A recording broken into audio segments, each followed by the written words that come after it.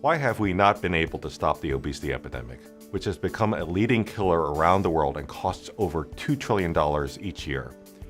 Because it is the result of broken systems that need to be fixed.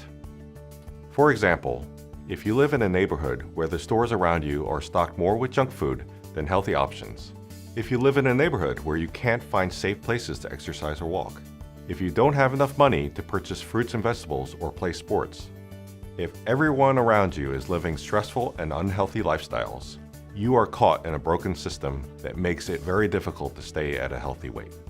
How do we fix these broken systems?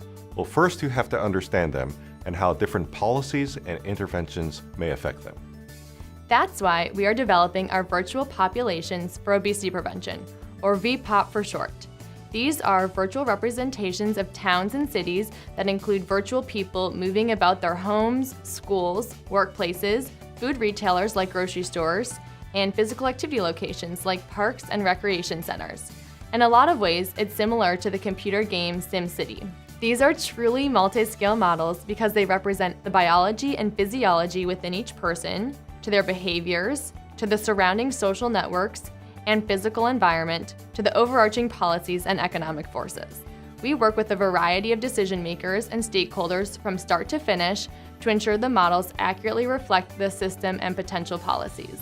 VPOP is a really interesting development for us in terms of how we think about things, because it moves us from thinking, what have we seen, to what could we see? What we saw by increasing the number of coaches, the obesity rate of the kids in those programs definitely decreased. We know there's some simple interventions that can be made at the local level that can really transform kids' lives. By scaling some of these programs, by doing the simulation models, you don't have to actually do it for 10 years to figure out what the impact will be, that you can project that out based on the simulation model via this VPOP program. VPOP has been a way of doing modeling work to really understand how neighborhood factors influence health.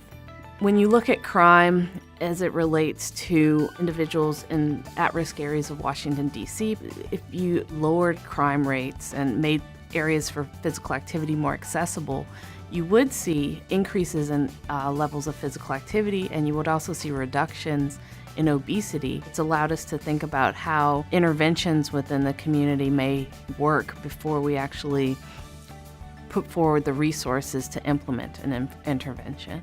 The GOPC helps Project Play establish the value proposition for why stakeholders should invest in getting and keeping kids active through sports. They put real numbers, big numbers on the table for the key organizations to respond to. According to the GOPC through its work on VPOP, if we can get just half of the kids in this country active and stay active into adulthood, we're talking over $8 billion in direct medical costs saved. If we can somehow get 100% of the kids in this country active and stay active into adulthood, we're talking about more than $26 billion. Using computational models like VPOP could transform obesity prevention and control around the world. Better understanding and addressing the complex system of factors involved with obesity gives us the chance to save and improve billions of lives.